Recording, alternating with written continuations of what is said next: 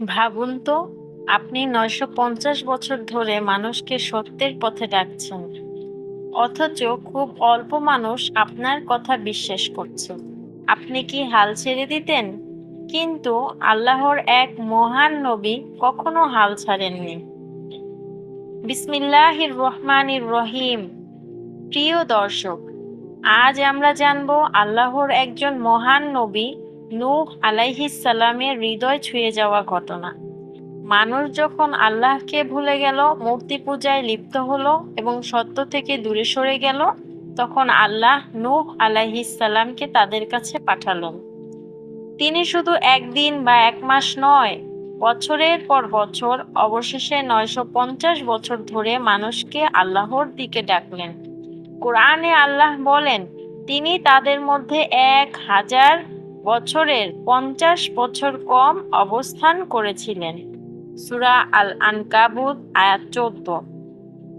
নূহ আলাইহিস সালাম দিনের বেলায় দাওয়াত দিয়েছেন, রাতেও দাওয়াত দিয়েছেন, গোপনেও বলেছেন, প্রকাশ্যেও বলেছেন। কিন্তু অধিকাংশ মানুষ তাকে উপহাস করেছে। তারা বলতো, তুমি তো আমাদের মতোই একজন মানুষ। কেউ তার কথা শুনতে চাইতো না।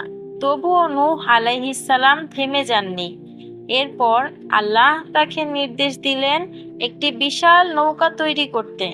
অদ্ভুত বিষয় হলো, চারদিকে কোথাও নদী নেই, সমুদ্রও নেই। তবুও তিনি আল্লাহর আদেশ মেনে নৌকা বানাতে শুরু করলেন। মানুষ তাকে দেখে হাসতে লাগলো, কিন্তু নূহ আলাইহিস সালাম জানতেন আল্লাহর প্রতিশ্রুতি কখনো মিথ্যা হয় না। অবশেষে সেই দিন এলো, আকাশ থেকে প্রবল বৃষ্টি নামলো, পৃথিবী থেকেও পানি বের হতে লাগলো। আল্লাহর নির্দেশে নূহ আলাইহিস সালাম ঈমানদারদের এবং বিভিন্ন প্রাণীর জোড়া জোড়া নৌকায় তুলে নিলেন। যারা সত্যকে অস্বীকার করেছিল তারা সবাই পানিতে ডুবে গেল। সবচেয়ে হৃদয় বিদারক ঘটনা ছিল, নূহ আলাইহিস সালামের নিজের ছেলে ঈমান আনেনি। তিনি ছেলেকে ডাকলেন, আমাদের সঙ্গে নৌকায় উঠে এসো। কিন্তু ছেলে বলল, আমি পাহাড়ে আশ্রয় নেব। নূহ আলাইহিস সালাম বললেন, আজ আল্লাহর শাস্তি থেকে কেউ রক্ষা করতে পারবে না, যাকে আল্লাহ দয়া করবেন তিনি ছাড়া। কিছুক্ষণের মধ্যেই ঢেউ এসে তাদের আলাদা করে দিল। তার ছেলে ডুবে গেল। প্রিয় ভাই ও বোন, এই ঘটনা আমাদের তিনটি বড় শিক্ষা দেয়। প্রথম শিক্ষা, সত্যের পথে কাজ করলে মানুষ উপহাস করতেই পারে, তাই মানুষের কথায় থেমে গেলে চলবে না।